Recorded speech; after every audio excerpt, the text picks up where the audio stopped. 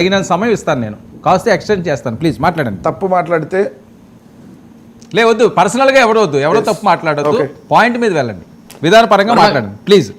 వర్మ గారు, నేను స్ట్రైట్ గా చెప్తున్నాను సార్. ఇక్కడ నిన్న జరిగిన సభ, ప్రజలందరూ స్వచ్ఛందంగా రావటం, రాష్ట్ర వ్యాప్తంగా సంతోషంగా ఉండటం, ఇవన్నీ చూసి కొంతమందికి బాగా కాలిపోయింది, తట్టుకోలేకపోతున్నారు, బాగా మండిపోతున్నారు, ఏం చేయాలో తెలియదు పాపం.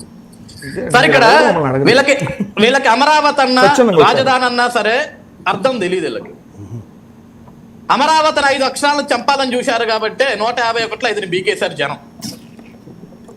ఇంకా రాలేదు, ఇంకా అక్కడే ఆగిపోయారు వీళ్ళు. సార్, ఇక్కడ మోడీని తీసుకొచ్చారు, 100 కోట్ల రూపాయలు ఖర్చు పెట్టారు అంటే 5 ఏళ్ళు జరిగిన విధ్వంసాన్ని చూసి ఆంధ్రప్రదేశ్ రాష్ట్రానికి పెట్టుబడులు పెట్టేదానికి ముందుకు రావాలంటే భయపడుతున్నారు సార్. ఎందుకంటే ఒక విధ్వంసకారుడు ఆంధ్రప్రదేశ్ రాష్ట్రంలో ఉండగా ఏ నమ్మకంతో మేము ఆంధ్రప్రదేశ్ రాష్ట్రానికి వచ్చి పరిశ్రమలు పెట్టాలని ఒక భయం కదా. ఈరోజు ఆ భయాన్ని పోగొట్టడానికి ఆంధ్రప్రదేశ్ రాష్ట్రానికి నా సపోర్ట్ ఉంటుంది, నా అండ ఉంటుంది. ఈ దేశ ప్రధానైన నరేంద్ర మోడీ ఆంధ్రప్రదేశ్ రాష్ట్రానికి బ్యాక్ బోన్ గా ఉంటున్నాడు అనే ఒక భరోసాని కల్పించేదానికి నిన్న నరేంద్ర మోడీ గారు ఆంధ్రప్రదేశ్ రాష్ట్రానికి రావడం జరిగింది. సార్, ఈ దేశంలో ఏం జరుగుతుందో మనందరికీ తెలుసు. ఉగ్రవాదుల దాడులు ఒక పక్క, ఆ హై టెన్షన్ లో ఉన్నప్పటికీ కూడా ఆంధ్రప్రదేశ్ రాష్ట్ర రాజధాని, ప్రజల కలలుగంటున్న రాజధాని, 5 కోట్ల మంది ప్రజల రాజధాని అమరావతి పునఃప్రారంభానికి మోడీ గారు రావటం అంటే దాని గురించి కదా సార్ మనం మాట్లాడుకోవాల్సింది. ఈరోజు నాకు వాళ్ళ పేర్లు ఉచ్చరించడానికి కూడా అసహ్యం వేస్తుంటది.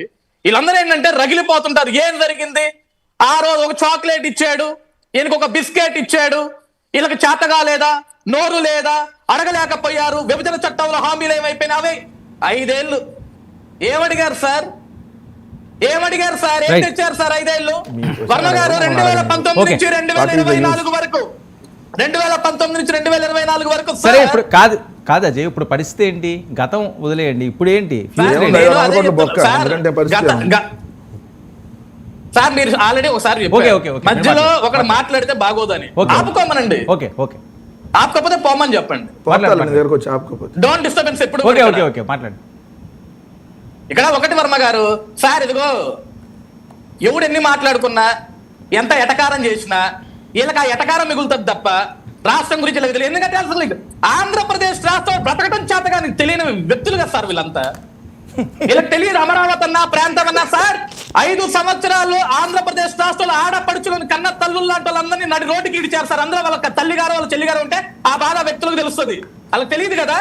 ఈ రోజు ఎంతసేపటికి పాడిందే పాటరా పాసిపల్ల దాసరా అన్నట్లుగా 1,00,000 ఎకరాలు, 1,00,000 ఎకరాలు, 3 ఎకరాల పంటలు భూమి ఇచ్చిన రైతన్నకు లేదు కదా సార్ నొప్పి.